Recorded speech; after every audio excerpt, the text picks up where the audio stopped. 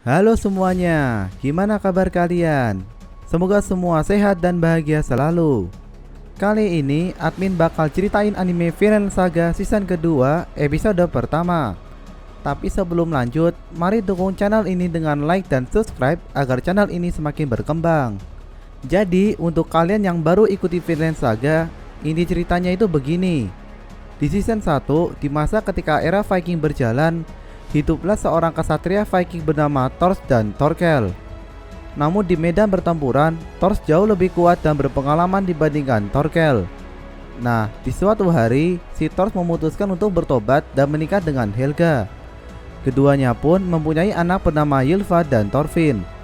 Tapi suatu hari, Thor meninggal dalam pertempuran melawan pembunuh bayaran bernama Askeladd.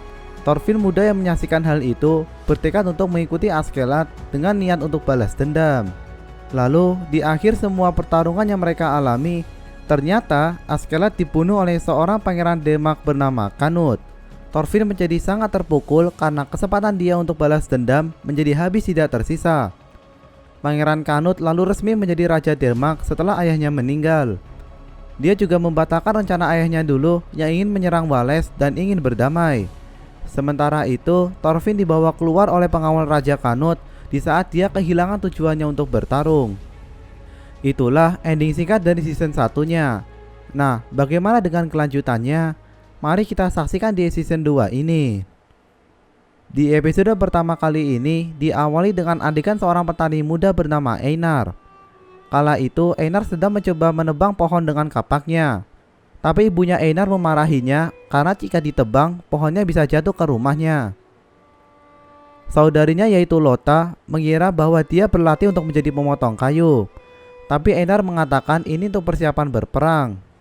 Ibunya ketawa mendengar alasan Einar ini karena dia tahu bahwa Einar tidak akan berguna di medan perang dan memilih mengajak Einar untuk makan siang.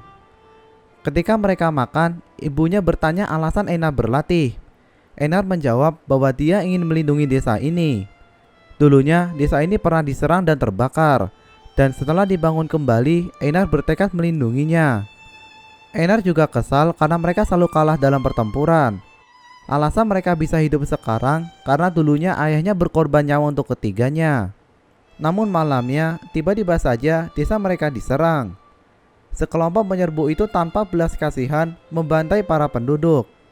Einar, Lotta, dan ibu mereka berlari menuju ke hutan belakang.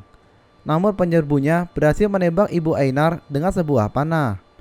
Ibunya langsung tersungkur ke tanah.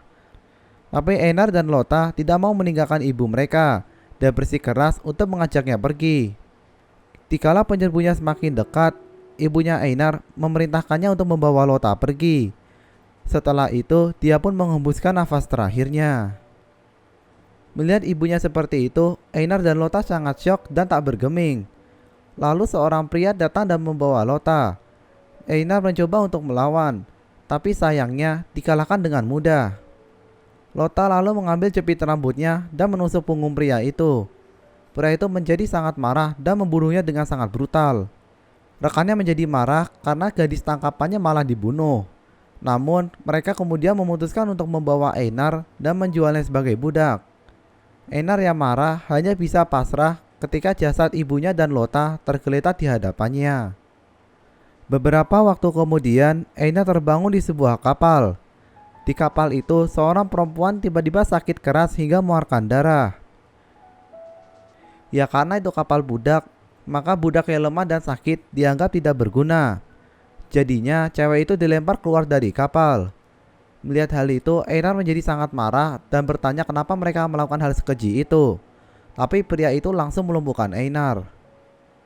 Sesampainya di daratan, mereka menjualnya di pasar budak.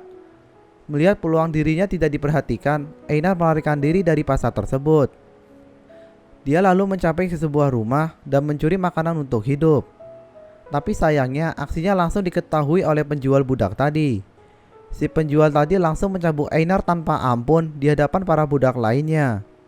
Pria itu mengatakan bahwa ini adalah ancaman bahwa jangan coba-coba untuk kabur seperti Einar, karena tidak ada orang yang akan menolongnya selagi mereka jauh dari rumah dan tidak punya uang. Kalau beruntung, mereka akan menemukan majikan yang akan mengurus mereka. Tapi kalau tidak, ya mereka akan hidup seperti itu terus.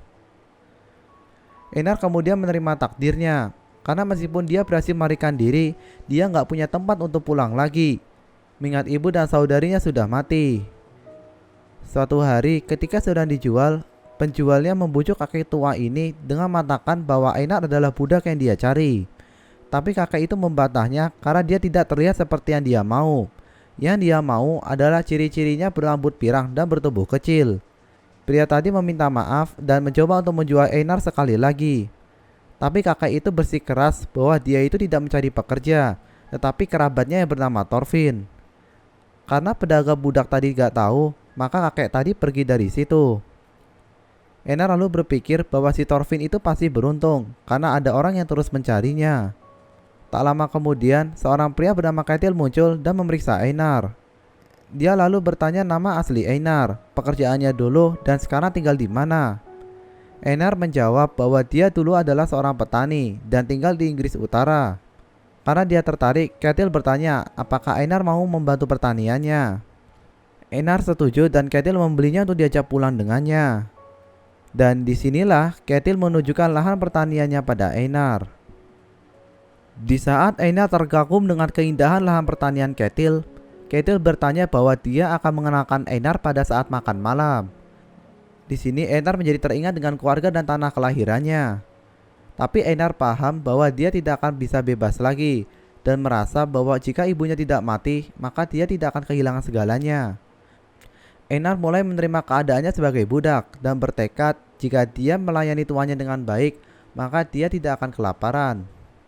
Di saat itu juga Ketil mengajak Einar untuk bertemu Thorfinn yang habis selesai memotong kayu. Episode pertama pun berakhir. Dan itulah episode pertama dari season kedua Vinland Saga.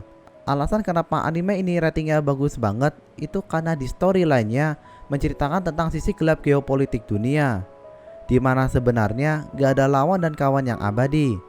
Mereka yang kawan bisa saja menusukmu dari belakang, tapi yang lawan karena bekerja sama denganmu untuk melawan musuh yang baru.